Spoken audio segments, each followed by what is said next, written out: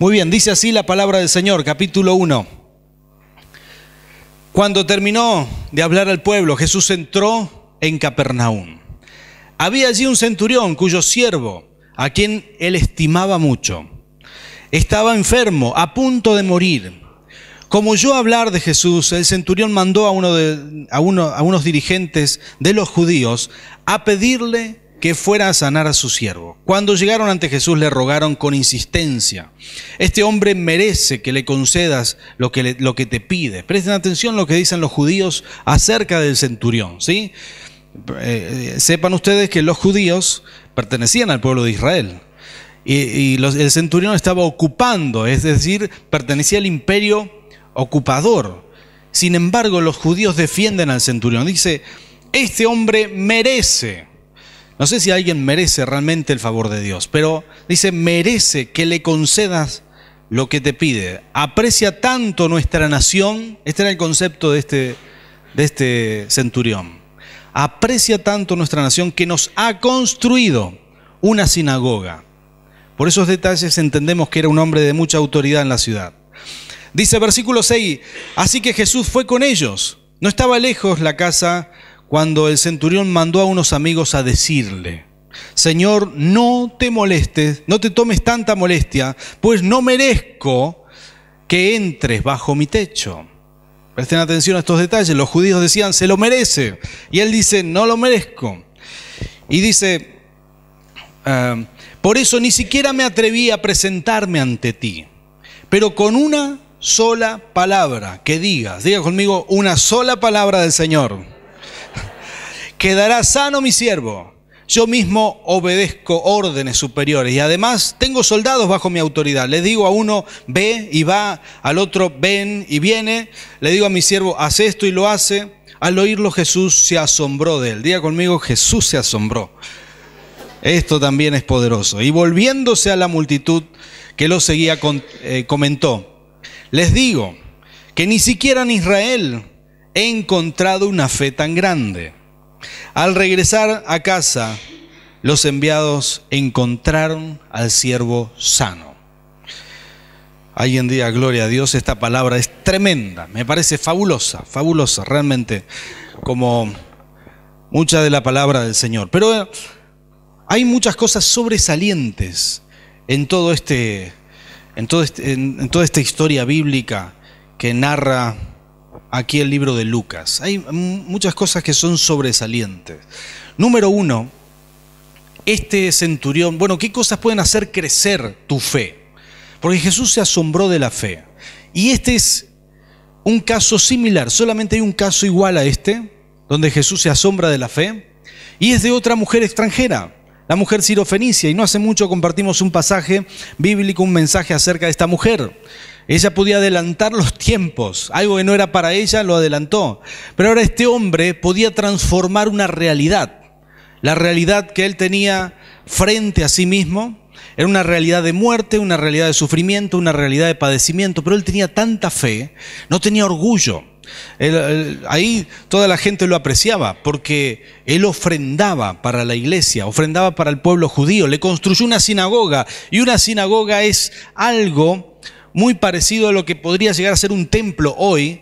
¿Por qué? Porque se enseñaba la palabra de Dios, sobre todo, se enseñaba el Antiguo Testamento, pero se enseñaba la ley en una sinagoga. Tenía que haber más de 10 hombres judíos para que se pueda construir una sinagoga.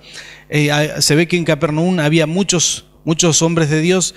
Entonces, tenía que tener permiso del Imperio Romano. Él había tramitado todos los permisos, había construido todo y había hecho esta sinagoga. La gente decía de él: se lo merece. Cuando vieron a Jesús, los judíos que creían en Jesús le dijeron: Señor, él, rabino, él observa la ley, él cree en Dios, tenés que ir a acompañarlo. Aparte, nos ofrendó una sinagoga, nos construyó una sinagoga, él se lo merece. La ofrenda no te hace merecedor de nada. ¿Cuántos dicen amén a esto? Y el siervo, los judíos no la tenían muy en clara esta. Ellos pensaban que con la ofrenda uno quedaba bien delante de Dios. Pero la verdad es que es un privilegio ofrendar, es un gozo ofrendar. Entonces ellos, en un concepto errado, dijeron, este soldado, este centurión romano se merece el milagro. Ahora, él dijo, yo no merezco ni que entres a mi casa. Totalmente una visión contraria, pero era mucho más acertada la visión del centurión, que dijo, Señor, vos sos santo, yo no merezco que entres a mi casa siquiera. La humildad con la que él se manejó, él nunca pensó que iba a pagar favores de Dios con dinero. Por eso la ofrenda del centurión era muy buena, porque él no estaba comprando nada con dinero. Sencillamente él dijo, yo ni merezco que entres a mi casa. Entonces, en ese momento, bueno, la gente estaba yendo ya para la casa, ¿verdad? A mí me asombra esto. ¿Sabes que muchas veces la ofrenda que nosotros hacemos a Dios, y esto me gusta explicarlo para la gente nueva, nadie está obligado a ofrendar, pero cuando uno ofrenda se está rindiendo a Dios en el área financiera, y uno está diciéndole, Señor, tú eres Señor de mi vida, eres Señor de mis finanzas también. Y es un privilegio poder ofrendar. Son nuestras ofrendas, las ofrendas que vos hiciste al Señor. Cuando vos invertiste dinero en el reino de Dios, es eso lo que abrió el cielo muchas veces para que recibas un milagro. Este centurión sabía que no se pagan favores, pero sí sabía que con la ofrenda él abría el cielo. Son dos cosas muy distintas. Porque el mundo se maneja así, ¿sabes? Acá si vos querés algo tenés que pagarlo. Pero nadie puede pagar un milagro. Pero sí puede. Uno puede mover el mundo espiritual con la ofrenda. Uno puede tener ofrendas a su favor. De hecho, es el único pasaje en la Biblia donde dice, probadme en esto, es cuando se trata de la ofrenda. Ahora, este centurión había hecho tantas ofrendas en su vida, había gestionado cosas para el reino de Dios, había construido una sinagoga, tenía el favor del pueblo. Entonces su ofrenda, con lo que él había hecho, había movido el mundo espiritual y había preparado el ambiente para un milagro. Para muchos de los milagros que nosotros recibimos, fueron nuestras ofrendas lo que había o lo que movió el cielo primero. Luego eso se tradujo en una respuesta del cielo. Número 2, con una sola palabra que digas. Eso fue lo que le dijo el centurión. La fe que él tenía era tan grande que le dijo, no vengas a mi casa. Jesús estaba caminando. Quiero que te imagines esto. Ahora, si Jesús va a tu casa, lo más probable es que vos dirías, Señor, que nada te detenga. Llega a mi casa, entra hasta mi casa. No quisiera que pases de largo, que entres sí o sí a mi casa. Sin embargo, este centurión dijo, Señor, basta con una palabra. ¿Sabes qué me gusta pensar? Y yo creo que es así, porque la Biblia no dice lo contrario. Pero creo que Jesús fue igual a su casa. Pero hay algo que él dice que para mí es fantástico, ¿sí? Él le dice, Señor, basta con una sola palabra tuya. Si vos lo decís, se va a hacer. No importa, no tenés que llegar hasta mi casa. Y quizás Jesús estaba a 2 cuadras porque dice que estaban cerca. Pero él dijo, no, ni siquiera te molestes en venir a mi casa. ¿Sabes qué bueno que es cuando la gente valora tu tiempo? El que valora tu tiempo valora tu vida. Entonces, sencillamente el centurión estaba reconociendo que Jesús era ese que estaba en el principio y que por la palabra creyó el mundo, hizo el mundo. Sencillamente dijo, Señor, si dices la palabra, mi siervo se va a sanar. Es tu palabra lo que tiene poder. Es impresionante la fe y el entendimiento que este centurión tenía sobre el mundo espiritual. ¿De dónde salió este centurión? No sabemos. El hombre se había acercado al reino de Dios y tenía más fe y entendía más que los mismos judíos. ¿No te sorprende eso? Maravilloso. Es impresionante. Ahora, Jesús se sorprende, le dice, estoy asombrado, no encontré a nadie con esta fe. No encontré a nadie con esta fe aquí, en todo Israel. Estoy asombrado del entendimiento espiritual que tenés, estoy asombrado. Esto fue lo que Jesús dijo. Yo estoy seguro que Jesús caminó las pocas cuadras que les quedaban y llegó hasta la casa. Pero había otro aspecto más que el centurión manejaba. Ni siquiera él fue personalmente a hablar con él. Le dijo, ve, le dijo a sus amigos, vayan a decirle que no hace falta que venga a mi casa, ¿sí? Y le da una explicación bastante profunda. Esta es una explicación bien profunda. Él le dice, lo que importa aquí es la autoridad que vos tenés. Entonces le dice el centurión, le manda a decir a Jesús, yo le digo a mis siervos, van y vienen. Les digo que hagan esto y lo hacen. Les digo una cosa y ellos obedecen. Entonces Jesús se asombra también de eso. Ahora lo que le estaba diciendo este centurión era algo muy poderoso. Él estaba hablando de la cobertura o la autoridad espiritual que él tenía. ¿Sí? Él le estaba diciendo, vos decís la palabra y se ejecuta. Yo también soy un hombre bajo autoridad. Esto le dice el Señor. Le dice el centurión. Soy un hombre bajo autoridad. Entiendo que por estar bajo autoridad, es decir, él está diciéndole, yo estoy bajo el imperio romano y lo que me da autoridad para decirle a mis siervos que vayan y hagan lo que les digo que hagan, es que estoy bajo autoridad.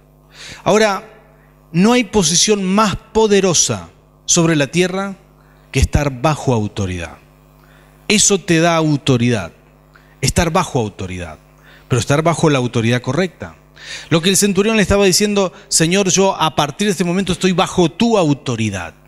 Yo entiendo, lo hago en la práctica, en el plano, en mi trabajo, yo estoy bajo autoridad, digo una cosa y se hace. Ahora, si vos lo decís, se va a hacer. Entonces él está diciéndole, Señor, a partir de este momento yo estoy bajo tu autoridad, estoy creyendo, te creo a ti.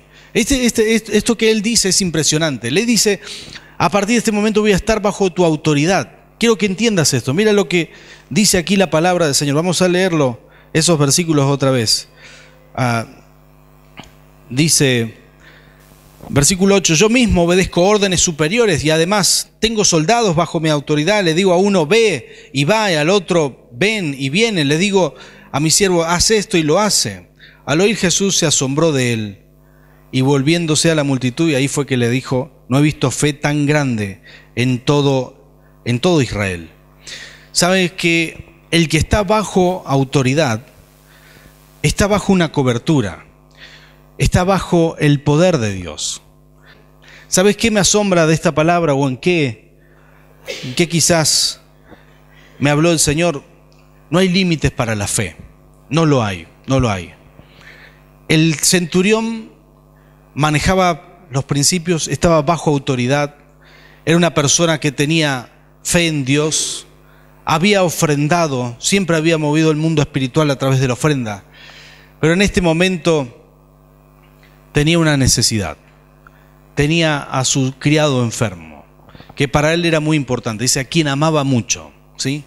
Entonces, sencillamente él acudió al Señor y todo eso que había aprendido toda la vida, todo eso que había estudiado, todo eso que había ofrendado, todo eso, llegó el día que lo necesitó y lo puso en práctica. Él dijo, bueno, Señor, aquí está, no siquiera vengas, dame la palabra. Él creyó tal cual lo que había aprendido, él creyó, ni siquiera vengas a mi casa, no entres, solo di la palabra. Dice que su fe fue tan grande que él transformó una realidad, la transformó. Estaba su siervo a punto de morir, estaba agonizando ya. Él sabía perfectamente que si no intervenía el Señor Jesús se iba a morir, pero una actitud de fe como esta transformó la realidad.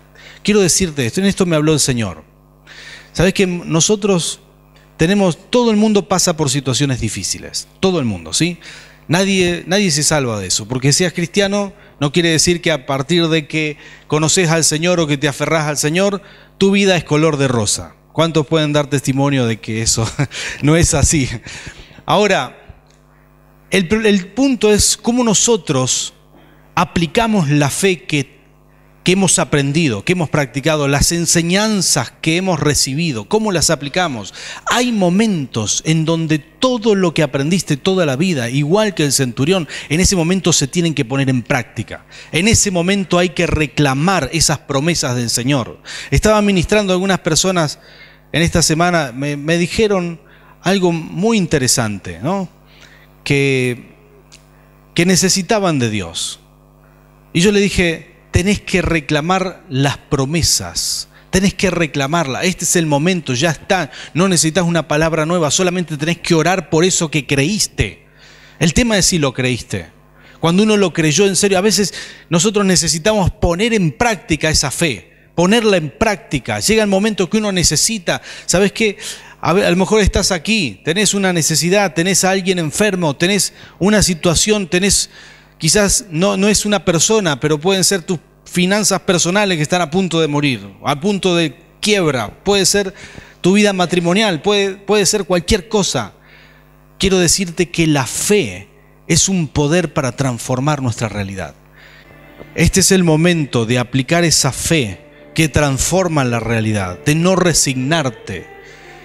Sabes que no necesitas asistencialismo.